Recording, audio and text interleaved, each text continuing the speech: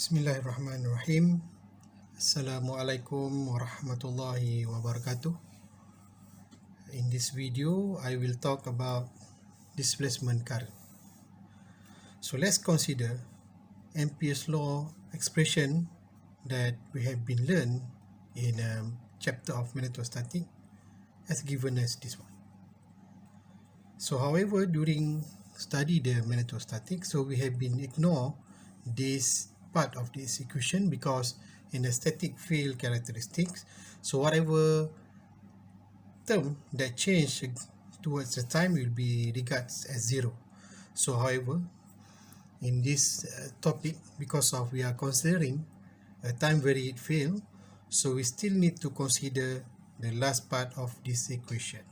So we have del cross with a vector of h is equal to vector of j plus del vector of d divided by del t. And this expression as well is known as a fourth equation for the Maxwell equation. Okay, from this Ampere's law equation, or we call it as a Ampere's law equation in differential form, so let's say we integrate this part of equation with the surface integration dot ds. As we know previously, the solution for this expression will have the value of current. So let's consider, so this expression is regarded as conduction current expression.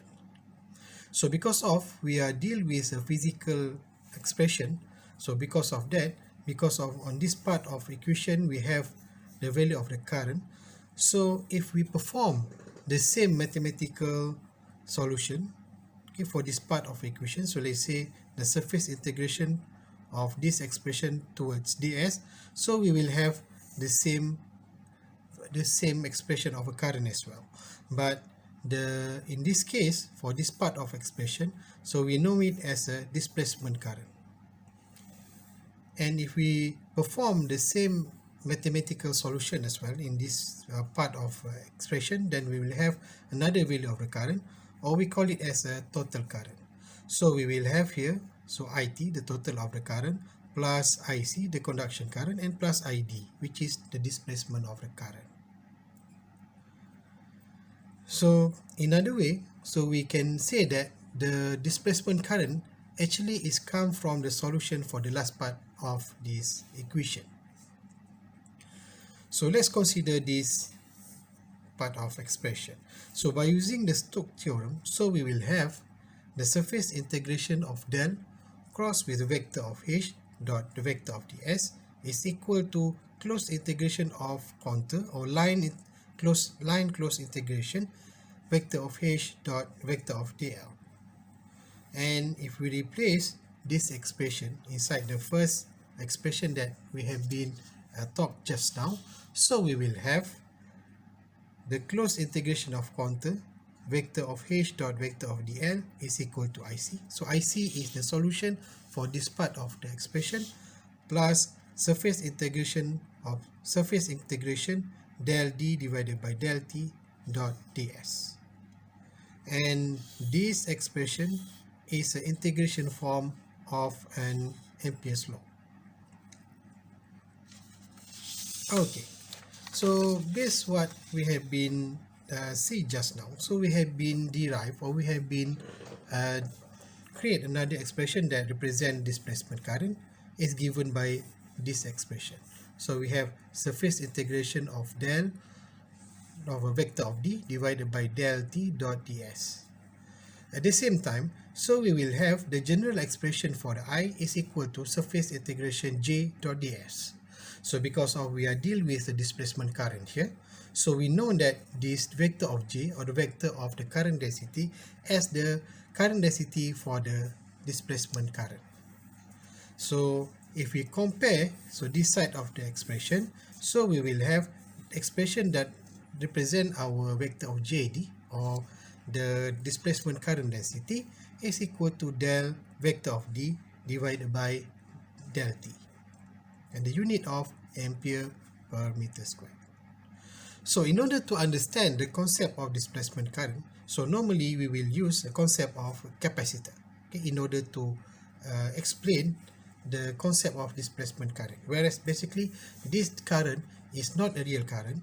So this current is not carry any charge, but however is need to be derived in order to fulfill Kirchhoff law current. Alright, so let's consider we have this setup of circuit. So we have two parallel conducting plate that we form to make a capacitor. So this parallel plate has been separate from each other, so by a dielectric. So in the middle of this plate, so on the top of this plate will be connected to a power supply. So let's say in this case we are connected to the positive polarity of the power supply, and the bottom plate of this capacitor will be connected on the negative terminal of the power supply. So this capacitor is supplied with a power supply with a expression of VST, okay, which means that we are connecting this capacitor with some sinusoidal or time varied voltage supply in this case. Okay, so we have a conductor here that connected this capacitor with a power supply. Okay, so let's consider, so we have the expression that represent this voltage source is given by this expression. So whereas we have VST is equal to V naught, so the amplitude for this particular power supply, cos omega t, and the unit is a volt. So if we consider inside this conductor, so we will have IT is equal to I1C plus I1D. So this part will be represent the conducting current, and this part of expression will be represent a displacement current. So similar like what we have in inside the capacitor.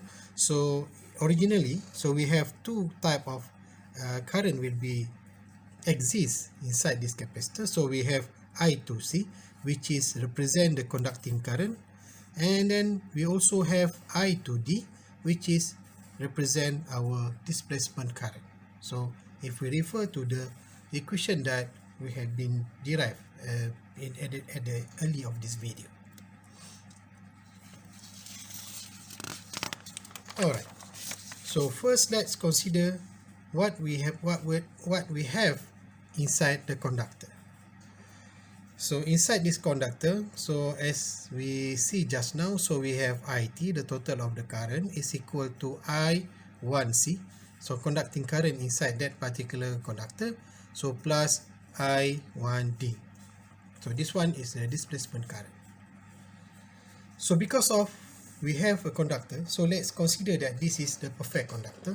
So we will have the value of the vector of D, which is the electric flux density, and the vector of E, which is represent the electric field intensity, is equal to 0.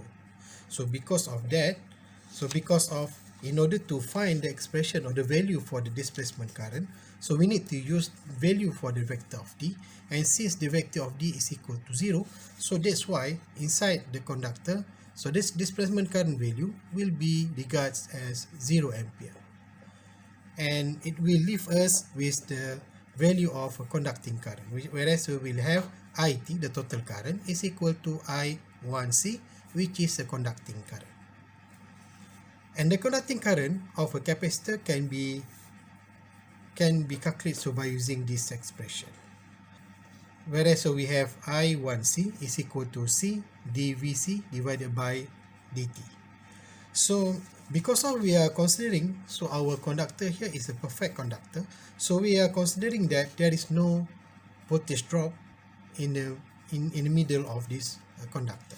So because of that, so we will consider that our voltage capacitance here will be equal to Vs, or the supply voltage, and by considering this VST is given by this expression, so we will have the expression that I1C is equal to C D divided by T V naught cos omega t. And the solution for this expression, so we will have this expression. Because of that, we will have I1C, which is a conducting current that exists inside this conductor, will be equal to minus C V naught omega sine omega t, and the unit of it is equal to ampere. At the same time, if we consider the value of the current that flowing inside this capacitor, or flowing inside this dielectric is as a follow. So by considering that the dielectric that exists in between this parallel capacitor is a perfect dielectric, so because of that, we will have the value of conductivity is equal to 0.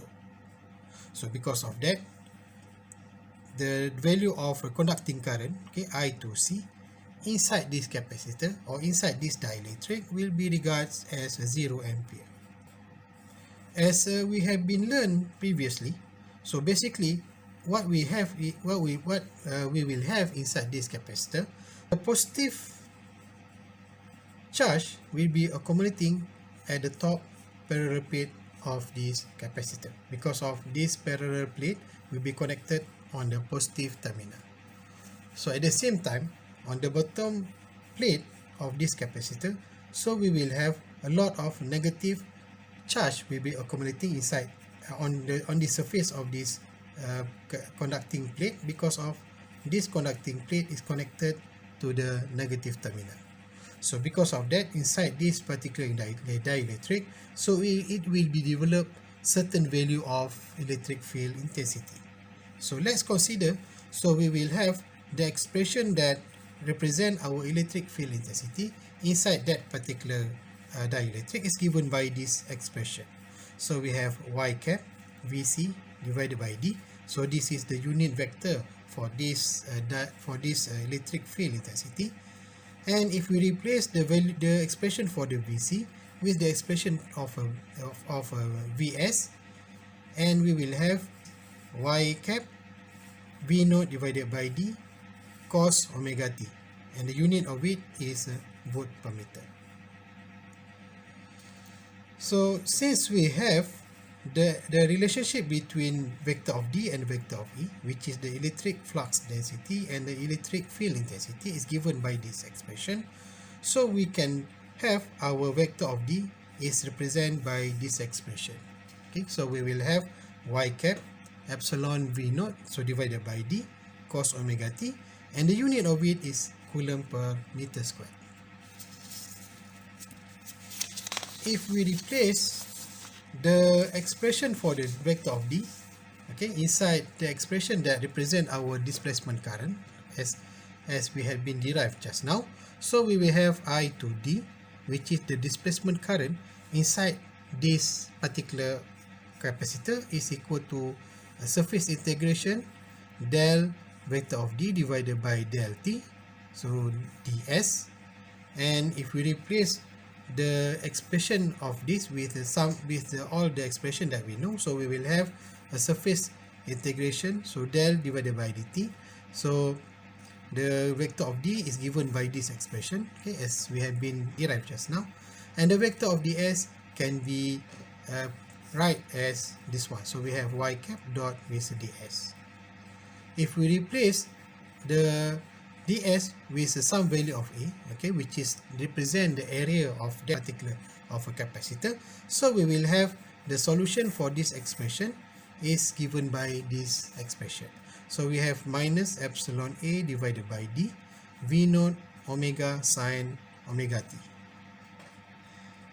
and by replacing this expression, is equal to the capacitance value, whereas we have C is equal to epsilon A divided by D, and then we will put this value of C inside that particular expression. Then we will have the expression that represent our displacement current inside this particular capacitor is given by this expression. So we have minus C V naught omega sine omega t.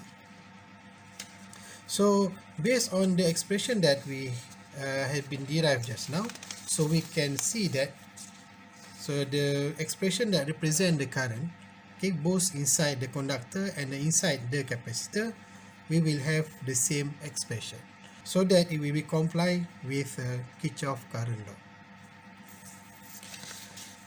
So I would like to extend this video with another subtopic that we call it as a boundary condition for electromagnetic. So as similar like what we have in the previous chapter, which is electrostatic and magnetostatic, in a boundary condition, so we consider it when we have a two different of medium. Okay, this is a medium 1 and we have a medium 2, and then we have some field that flowing inside our first medium, and then that particular field will be migrate or will be translate or move to the other medium.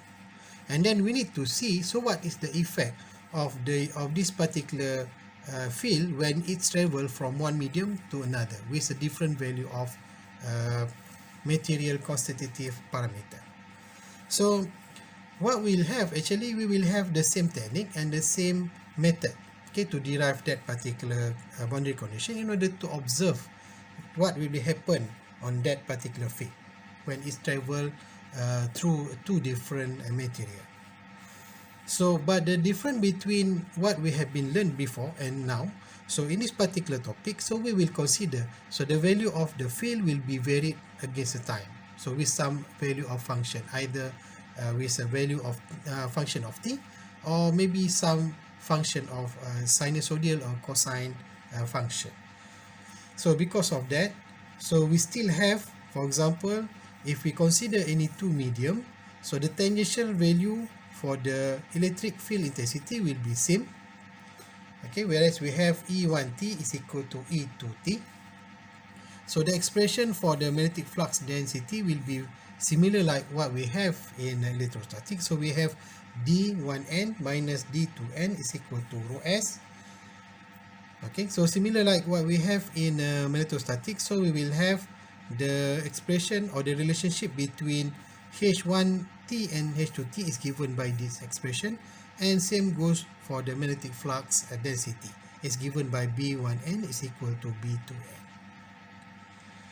And if we consider what will happen if we have a dielectric and a conductor in a boundary condition, it will be represented by this table. So that's all for now.